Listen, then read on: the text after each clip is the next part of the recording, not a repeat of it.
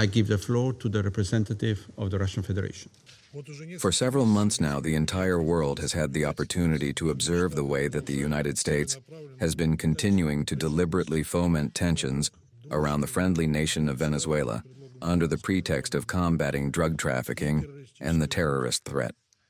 It is illegally destroying at the same time the civilian vessels in the Caribbean Sea.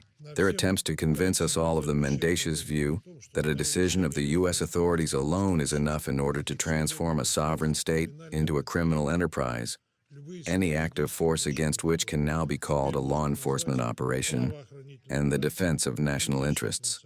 And we see no point in delving on the absurd nature of the U.S. pseudo-legal methods.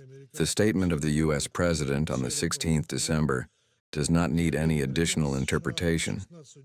This is a direct claim on the natural wealth and the soil of another state, and an open, if not the state, a flagrant bringing to bear of military, political, and economic pressure. This intervention, which is unfolding, can become a template for future acts of force against Latin American states. And I give the floor to the representative of China.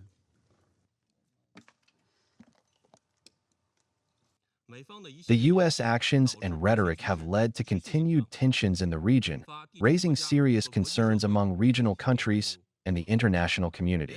The UN Charter establishes the fundamental principles governing international relations, including sovereignty, equality, and not interference in internal affairs and peaceful settlement of disputes.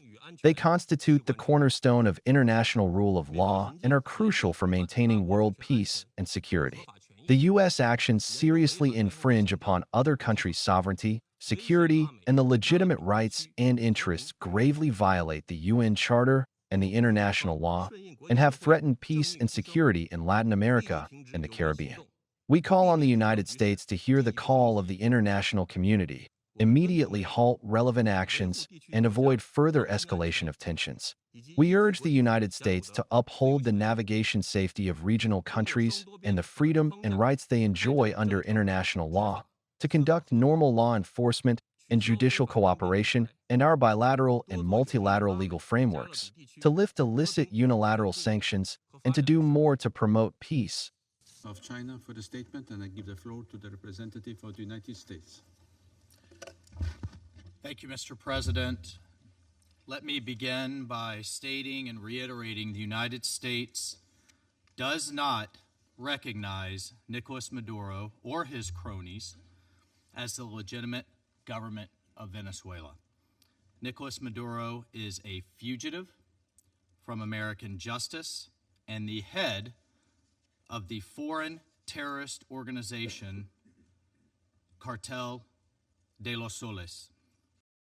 The United States will impose and enforce sanctions to the maximum extent to deprive Maduro of the resources he uses to fund Cartel de los Soles, which the United States has designated as a foreign terrorist organization along with Tren de Aragua.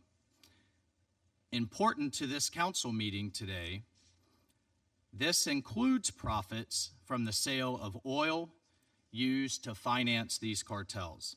The reality of the situation is that sanctioned oil tankers operate as the primary economic lifeline for Maduro and his illegitimate regime. The sanctioned tankers also fund the narco-terrorist group Cartel de los Soles.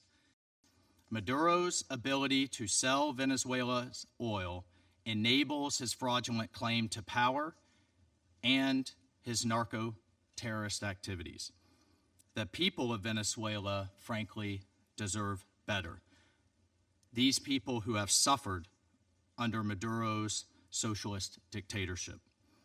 I now give the floor to the representative of the Bolivarian Republic of Venezuela. The United States government, the aggressor, requires its propaganda apparatus to present it to the world as the victim in order to start an armed conflict.